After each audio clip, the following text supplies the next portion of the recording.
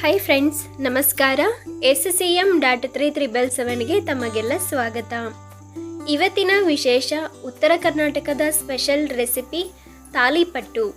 ತುಂಬಾ ಆರೋಗ್ಯಕರವಾದಂತಹ ತಾಲಿಪಟ್ಟು ರೆಸಿಪಿನ ಹೇಗೆ ಮಾಡೋದು ಅಂತ ನೋಡೋಣ.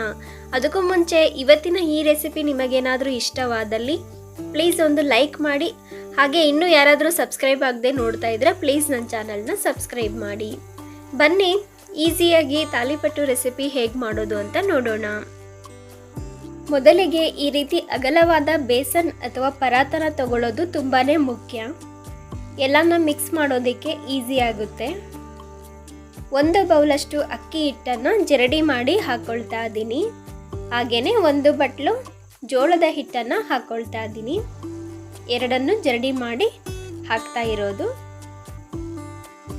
ನಂತರ ಇಲ್ಲಿ 2 ಕ್ಯಾರೆಟ್ನ ತೊಳೆದ್ಬಿಟ್ಟು ತುರಿದು ಇಟ್ಟಿರೋದು, ಹಾಗೆಯೇ 5 ಹಸಿಮೆಣಸಿನ್ಕಾಯಿ, ಸ್ವಲ್ಪ ಕೊತ್ತಂಬರಿ ಸೊಪ್ಪು, ಹಾಗೆಯೇ 1 ಮೂಲಂಗಿನ ಸಿಪ್ಪೆ ತೆಗೆದು ತೊಳೆದು ತುರಿದಿಟ್ಟಿರೋದು, ಹಾಗೆಯೇ ಅರ್ಧ ಇಂಚು ಹಸಿ ಶುಂಠಿನ ತುರಿದ್ಬಿಟ್ಟು ಹಾಕ್ಕೊಳ್ತಾ ಇದ್ದೀನಿ. ಒಂದು ವೇಳೆ ನಿಮ್ಮ ಹತ್ರ ಶುಂಠಿ ಬೆಳ್ಳುಳ್ಳಿ ಪೇಸ್ಟ್ ಇದ್ದರೆ ಅದನ್ನೇ ಹಾಕ್ಕೊಳ್ಳಿ, 1 ಸ್ಪೂನು. ಈಗ ಎಲ್ಲಾನ ತರಕಾರಿ ಸೊಪ್ಪನ್ನ ಎಲ್ಲ ಹಾಕ್ಕೋಬೇಕು. ಎಷ್ಟು ತರಕಾರಿ ಸೊಪ್ಪು ಹಾಕಿ ಮಾಡ್ತೀವೋ ಅಷ್ಟು ಆರೋಗ್ಯಕರವಾಗಿರುತ್ತೆ ತಾಲಿಪಟ್ಟು. ನಂತರ 1 ಬೌಲ್ ಈರುಳ್ಳಿ ಅಥವಾ 2 ದೊಡ್ಡ ಈರುಳ್ಳಿನ ಚಿಕ್ಕದಾಗಿ ಕಟ್ ಮಾಡಿಬಿಟ್ಟು ಹಾಕ್ಕೊಳ್ತಾ ಇದ್ದೀನಿ. ಈರುಳ್ಳಿ ಹೆಚ್ಚಿಗೆ ಹಾಕಿದಷ್ಟು ರುಚಿ ಹೆಚ್ಚಿಸುತ್ತೆ ತಾಲಿಪಟ್ಟಲ್ಲಿ. ಹಾಗೆಯೇ 1 ಇಡೀ ಪಾಲಕ್ ಸೊಪ್ಪು ಚಿಕ್ಕದಾಗಿ ಕಟ್ ಮಾಡಿ ತೊಳೆದು ಹಾಕ್ಕೊಳ್ತಾ ಇದ್ದೀನಿ. ಹಾಗೆಯೇ 1 ಇಡಿಯಷ್ಟು ಸಬ್ಬಸಿಗೆ ಸೊಪ್ಪನ್ನು ಸಹ ಹಾಕ್ಕೊಳ್ತಾ ಇದ್ದೀನಿ. ಮೆಂತ್ಯ ಸೊಪ್ಪು ಹಾಗೂ ಸೌತೆಕಾಯಿನೂ ಸಹ ಹಾಕ್ಕೊಳ್ಬಹುದು. ಹಾಗೆಯೇ ಅರ್ಧ ಬಟ್ಲಷ್ಟು ಬೋಂಡಾ ಬಜ್ಜಿ ಮಾಡ್ತೀವಲ್ಲ ಆ ಕಡಲೆ ಹಿಟ್ಟನ್ನು ಹಾಕ್ಕೊಳ್ತಾ ಇದ್ದೀನಿ. 1 ಬೌಲು ಅಕ್ಕಿ ಹಿಟ್ಟು, 1 ಬೌಲು ಜೋಳದ ಹಿಟ್ಟು, ಹಾಗೆಯೇ ಅರ್ಧ ಬೌಲಷ್ಟು ಕಡಲೆ ಹಿಟ್ಟನ್ನು ಹಾಕ್ಕೊಂಡಿದ್ದೀನಿ. ಈಗ ಎಲ್ಲ ತರಕಾರಿ ಜೊತೆ ಸೊಪ್ಪು ಜೊತೆ ಹಿಟ್ಟನ್ನು ಚೆನ್ನಾಗಿ ಒಂದೋ ರೀತಿ ಮಿಕ್ಸ್ ಮಾಡ್ಕೊಳ್ಳೋಣ ಮೊದಲಿಗೆ. ನಂತರ ಸ್ವಲ್ಪ ಸ್ಪೈಸಸ್ನ ಹಾಕ್ಕೋಬೇಕು. ನೋಡಿ, 1 ಟೇಬಲ್ ಸ್ಪೂನಷ್ಟು ಉಪ್ಪನ್ನು ಹಾಕ್ಕೊಳ್ತಾ ಇದ್ದೀನಿ. 1.5 ಟೇಬಲ್ ಸ್ಪೂನ್ ಅಚ್ಕಾರದ ಪುಡಿ, ಅರ್ಧ ಟೇಬಲ್ ಸ್ಪೂನ್ ಅರಿಶಿನ, 1 ಸ್ಪೂನ್ ಧನಿಯಾ ಪುಡಿ, ಹಾಗೆ ಅರ್ಧ ಟೇಬಲ್ ಸ್ಪೂನ್ ಗರಂ ಮಸಾಲಾನ ಹಾಕ್ಕೊಳ್ತಾ ಇದ್ದೀನಿ. ಹಾಗೆಯೇ 1 ಟೇಬಲ್ ಸ್ಪೂನ್ ಬಿಳಿ ಎಳ್ಳು. ಬಿಳಿ ಎಳ್ಳು ಹಾಕೋದ್ರಿಂದ ಟೇಸ್ಟ್ ತುಂಬ ಚೆನ್ನಾಗಿರುತ್ತೆ ತಾಲಿಪಟ್ಟಲ್ಲಿ, ಆರೋಗ್ಯಕ್ಕೂ ಒಳ್ಳೆಯದು. ಹಾಗೆಯೇ ಅರ್ಧ ಟೇಬಲ್ ಸ್ಪೂನ್ ಅಜ್ವಾನ್ ಕಾಳು ಅಥವಾ ಓಂ ಕಾಳು. ಈ ರೀತಿ ಸ್ವಲ್ಪ ತಿಕ್ಕಿ ಹಾಕ್ಕೊಳ್ಳೋದ್ರಿಂದ ಒಳ್ಳೆ ಘಮ ಬಿಟ್ಕೊಳ್ಳುತ್ತೆ ಅಜ್ವಾನ್ ಕಾಳು.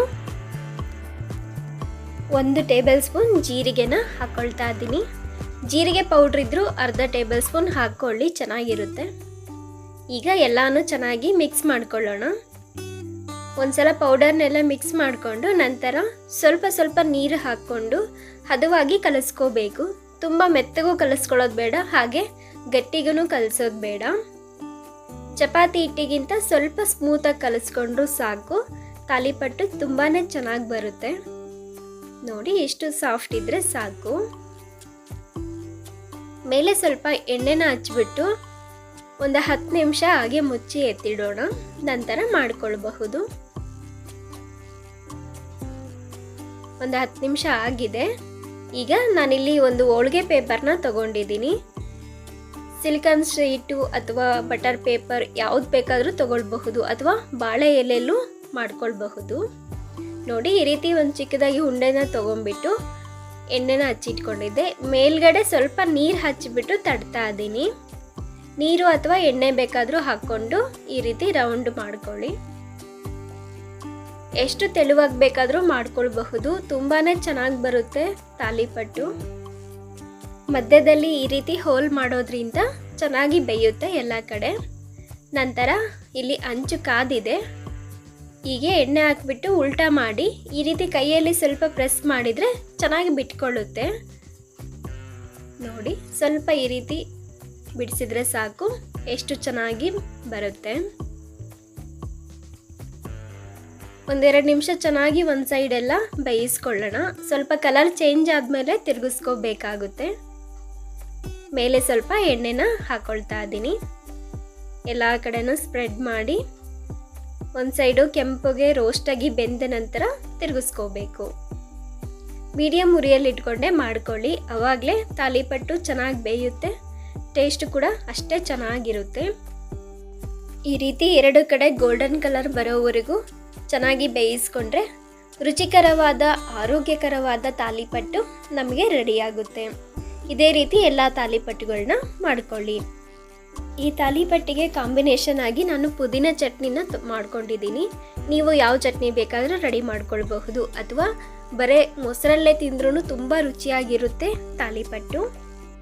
ಇವತ್ತಿನ ಸ್ಪೆಷಲ್ ಉತ್ತರ ಕರ್ನಾಟಕದ ತಾಲಿಪಟ್ಟು ರೆಸಿಪಿ ನಿಮಗೆಲ್ಲ ಇಷ್ಟ ಆಗಿದೆ ಅಂತ ಭಾವಿಸ್ತೀನಿ. ಪ್ಲೀಸ್ ನನ್ನ ಚಾನಲ್ನ ಸಬ್ಸ್ಕ್ರೈಬ್ ಮಾಡಿ. Thank you for watching.